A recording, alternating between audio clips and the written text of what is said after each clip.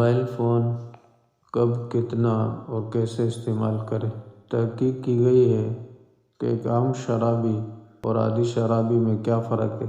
تحقیق میں جو فرق واضح نظر آیا وہ یہ تھا کہ پکا شرابی جب وہ صبح اٹھتا ہے تو اسے سب سے پہلے شراب کی طلب ہوتی ہے۔ اب ہم پوری ایمانداری کے ساتھ بتائیں کہ ہم صبح اٹھنے کے بعد پہلے 10-15 منٹ میں کیا کرتے ہیں۔ ایک تحقیق کے مطابق 95% لوگ صبح اٹھنے کے بعد 15 منٹ میں اپنے موبائل فونز کو چیک کرتے ہیں، جس میں واٹس ایپ، فیس بک، انسٹاگرام اور دیگر سوشل میڈیا کی چیزیں شامل ہیں۔ ایک اور تحقیق کے مطابق ایک نوجوان اپنے دکان کا 6 سے 9 گھنٹے روزانہ موبائل فون پر گیمز اور ویڈیو کو دیکھ کر صرف کر رہا ہے۔ غور کیجئے، جائزہ لیجئے کہ ہم دن میں کتنی مرتبہ اپنا موبائل فون اٹھاتے اور دیکھتے ہیں۔ ایک عام آدمی عمومی طور پر تقریباً 250 مرتبہ اپنا موبائل فون چیک کرتا ہے۔ اس بات کو قبول کرنا مشکل نہیں، لوگ جتنا موبائل فون سے فائدہ اٹھا رہے ہیں اس سے کہیں زیادہ نقصان اٹھا رہے ہیں۔ اب سوال یہ ہے کہ اس مصیبت، نقصان اور ناسور سے کیسے بچا جا سکتا ہے تاکہ ہم اپنے معاشرے اور اپنے گھر والوں کے لیے اچھی مثال قائم کر سکیں۔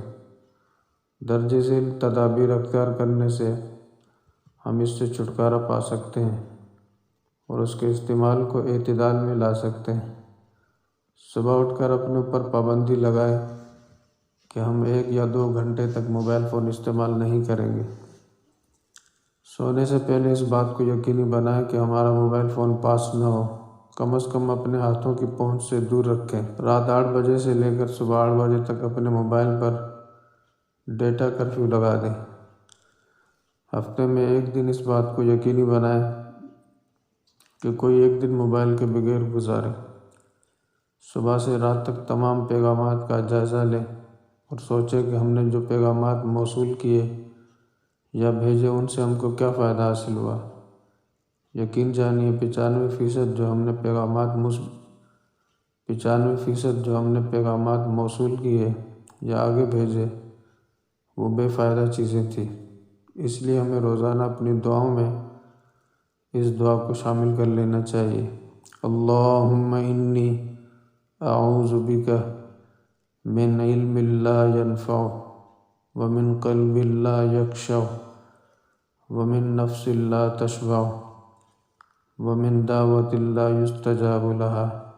ترجمہ: اے اللہ تعالیٰ، میں آپ سے ایسے علم سے پناہ مانگتا ہوں جو فائدہ نہ دے، اور ایسے دل سے جو آپ کے آگے جھک کر مطمئن نہ ہوتا ہو، اور ایسی خواہشات سے جو پوری نہ ہو، اور ایسی دعا سے جسے شرف قبولیت نصیب نہ ہو۔